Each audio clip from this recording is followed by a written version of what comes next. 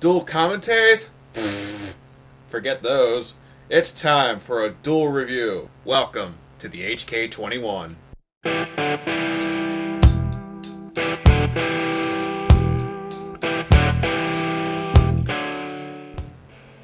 Hello everyone, I'm Raging Amish, and this is the HK-21 in Black Ops. I hope you don't mind, but I'm shaking things up a bit. For the first time, I'm not reviewing a weapon alone. I have asked a guest to come on and give his perspective in addition to mine. For once, I'm going to prop my feet up and let someone else review the guns. Without further ado, I give you Chuck Bittner, better known as AskACapper. So you saying you down? Down like a cloud, Charlie Brown. Hey boys and girls, ladies and gentlemen, it's Chuck, AskACapper. Hope you guys are doing great. I want to thank Amish for letting me be on, and he asked me on here because I just love the HK-21. So, without further ado, let's get into it. The HK-21 is a default loadout gun for the LMG class. It is also the first LMG that you unlock at level 4 with Create a Class. As a fully automatic weapon, the HK comes with a fire rate of 750 RPM. This rate is pretty middle of the road for the LMGs. It doesn't quite match the Stoner, but shoots faster than the M60. The HK-21 comes with a 30-round magazine, and in a lot of ways this makes the HK play a bit more like an assault rifle and less like an LMG.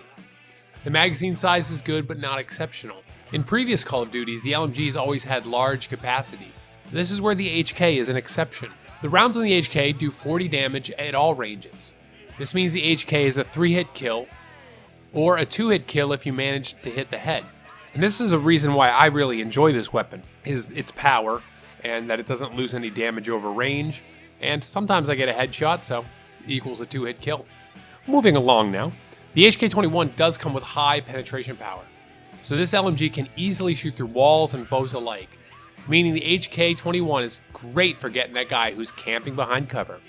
You camping? You ain't AskACapper, baby. West Side. The crosshairs on the HK are pretty unique. Like the RPK, these crosshairs are a little smaller than the crosshairs you'd see on the assault rifles. Only the Stoner and the M60 have exceptionally large crosshairs.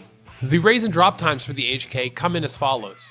It has a raise time of 0.95 seconds and a drop time of 0.6 seconds. This is pretty standard run-of-the-mill for the LMGs. Keeping with movement times, the ADS time is also typical for an LMG. The HK aims down sight in 0.35 seconds. Now this is overall kind of sluggish, so making sleight of hand a pretty good choice. Now the reload times are also sluggish. The HK reloads in 3.75 seconds by default, or 4.75 seconds if the magazine was completely empty. The magazine physically enters the gun at the 2.75 second mark. And considering how small the magazine is, these reload times are deadly to you.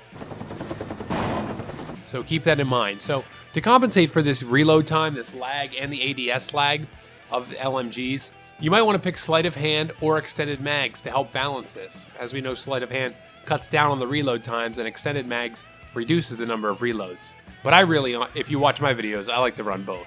Finally, we have the recoil, which on the HK is actually quite manageable.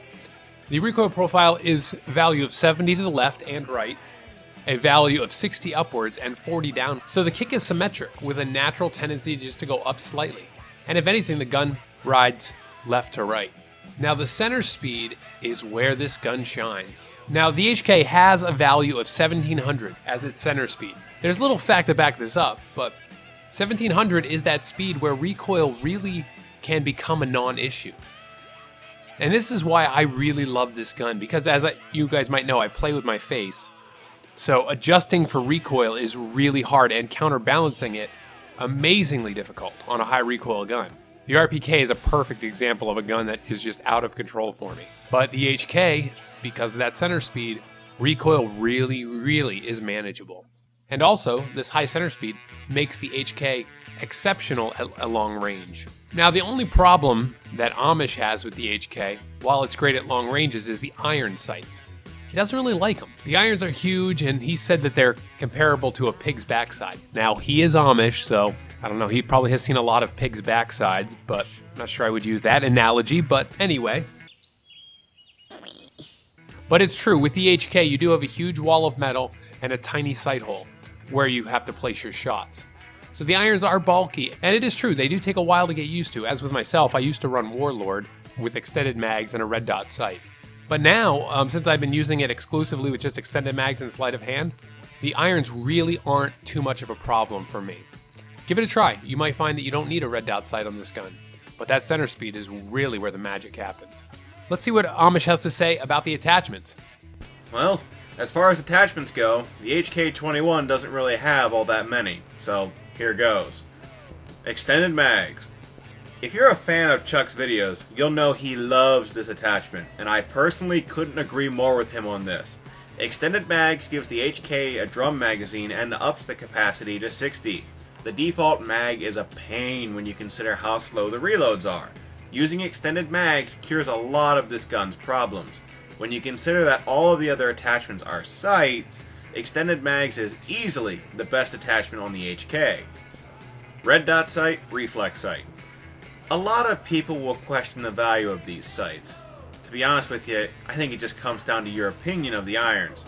AskACapper is right when he says the irons are easy to get used to. By the way, and this is just an FYI, Amish people don't just pigs. We also like horses. What? I practice safe sex. I mark a big red X in the backs of horses that kick. Yeah, I know, that's pretty twisted even by my standards. Sleep well, suckers. Anyway, these sights really aren't necessary.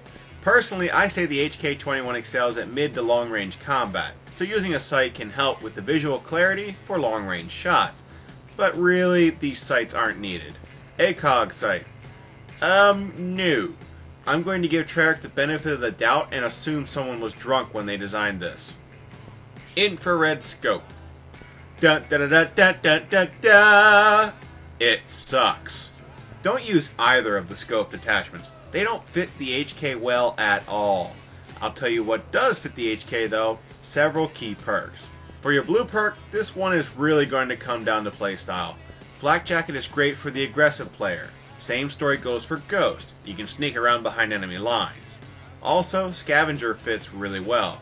Since you only get 120 rounds by default, Scavenger will definitely cure any ammo problems that you may have. For the red perk, I think the choice is simple.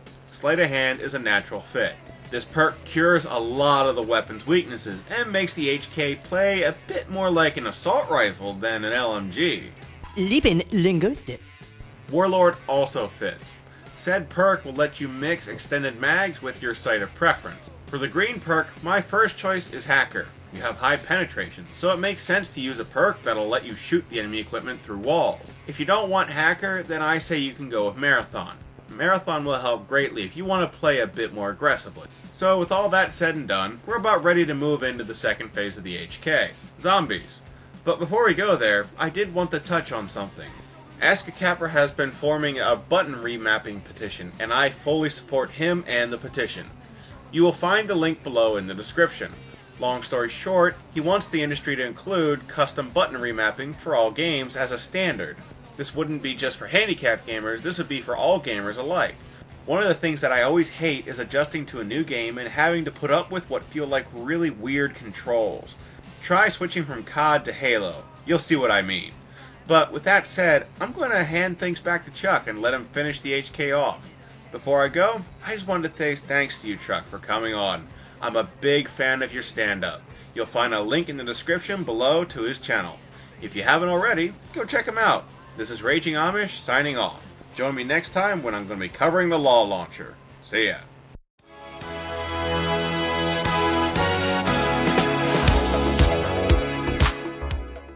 And now let's talk the HK-21 in zombies. The HK-21 is a weapon found only in the box. And as a weapon, it comes packed with 625 rounds. This is a gun you should always pick up if you see it in the box. When you pop this puppy into the Pack-a-Punch, what do you get? Pop some punk-ass bloods. There's a lot of P's in that. You get the H-115 Oscillator. This thing is one of the most powerful machine guns in the game. And it's actually the most powerful machine gun in the world. And it comes with 900 rounds. And my rule of thumb with the HK-21 in zombies is I will grab it every time until I get to around 25. And by that point, you need to be using ray guns, thunder guns, or explosive weapons to finish off the zombies. So there you go. That's all I got to say about that. That's all I have to say about that. So thanks for listening. This has been Chuck, AskACapper. Game on, gamers.